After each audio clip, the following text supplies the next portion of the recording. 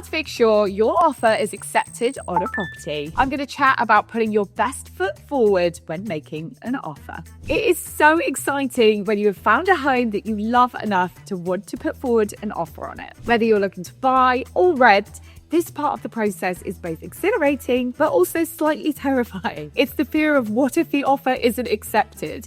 Well, I'm going to give you my top tips to put forward your best offer. Welcome to the Ideal Home Show YouTube channel, where we share interior design and trends inspiration, home and garden renovations, product reviews, and tips and advice to inspire you to create your ideal home. My name is Lexie Carducci. I'm a property personal shopper, which means I work for the house hunters. I'm not an estate agent. In fact, one of my clients once described me as her property fairy godmother, which pretty much sums up my role. As a property finder, I don't just help house hunters find a home. I also help them put forward and negotiate an offer, which is often the most nail-biting part of the process. So, here in the UK, prices are technically negotiable unless we've been told offers in excess of. And although we're usually guided on price by an estate agent, they are of course working for the vendor or the landlord. So, how do you know what price to offer and how to put forward the best offer?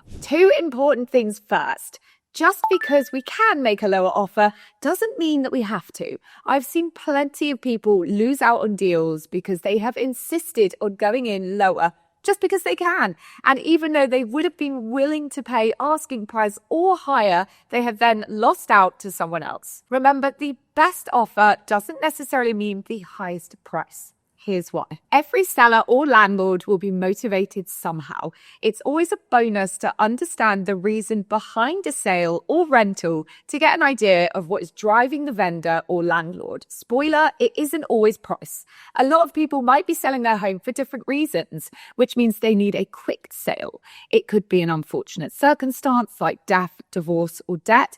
And so selling the property quickly is more important than a sky-high price. Emotion often drives sales too, on both sides. I've seen numerous deals done for my house hunters where they've had their offer accepted because of an emotional tie, coincidental link, or simply the fact that the landlord or vendor has seen something that they like or reminds them of their own family. A couple of examples are an Australian family that I was helping. We went to see a property in Richmond and the landlord was there on the viewing, and he actually was also Australian. And after encouraging my client to go and speak with the landlord, it turns out that their children would be attending the same school as his own children had done. So a top tip is definitely to strike up a conversation if you get the chance to speak with the vendor or landlord. Another example is one of my own homes where the property had been empty for 18 months and was under offer from a developer, but subject to getting planning. We continuously called the marketing agent to let them know that we would be interested in also making an offer. And they told us that the seller was getting a little bit frustrated with the developers as he was actually selling the property on behalf of his sister, who'd unfortunately been taken into a care home. So we submitted a lower offer to exchange as quickly as possible from a local couple who already lived on the same street and had been admiring the house. We went in a chain and we could move super quickly. And so the vendor actually chose to move forward with us rather than the developers. Looking for appliances you can trust to help you create more than just meals? With KitchenAid, you get more than just great tools. You get a brand that's been supporting home cooks and food lovers for over a century. So whether you're mixing dough, blending smoothies, or experimenting with new recipes, KitchenAid products are built for versatility and for lasting performance. Everything from the iconic stand mixer to blenders and food processors is designed to help you express your creativity and get consistent results every single time. And with new colours like Flutter for 2025, you can add a personal touch to your space while enjoying innovation you can count on. Click the link in the description. KitchenAid. Classic style, endless possibilities. The same goes for a rental property. Often it's not all about the money, particularly now that you've got the new Renters' Right Bill potentially coming in sometime next year. Now, I won't go too much into detail about that because it is yet to be finalised. But if it continues as suggested, it will be a lot harder for landlords to give notice to tenants to leave. And yes, although that is brilliant news for renters, as a landlord myself and from a landlord's point of view, there are way more risks involved. So tenant profile is going to be increasingly important to a landlord in the private rented sector. On that note, some landlords, particularly in London, may own their property outright with no mortgage. So something like a void period or a gap in the rent doesn't bother them because they aren't having to account for a mortgage payment every month and can therefore wait for the right tenant or can afford to hold out for the price that they want. Vice versa, say a property is sat empty on the rental market and a landlord has a mortgage to pay, then every single day that it sits there empty is costing them. So a tenant who can move quickly may become more important than achieving the asking price. So if you can find out what is motivating the seller or landlord, you can tailor your offer to be most appealing to solving their problem. I mentioned there about tenant profile when it comes to renting. And that can be a hugely important point to put forward in your offer. In fact, we posted a video recently all about finding off-market deals, which you can watch now over on our YouTube channel. And in the video, I gave the tip that when registering with the agents to rent, to tell them about your job title, who you work for, how long you've worked there, and your salary, because they're going to be asking for those details anyway. So you might as well be prepared, seem organised, and make everyone's life easy and give them the information up front. When I'm relocating people from abroad, the companies that they're working for are often huge, well-known corporate companies, which landlords would be familiar with. And so mentioning that you work for that company is reassuring from a job security perspective. I often write a short bio for my clients when they're putting forward an offer, whether to buy or rent, as it gives the agent and landlord or vendor a little bit of an insight into you and or your family.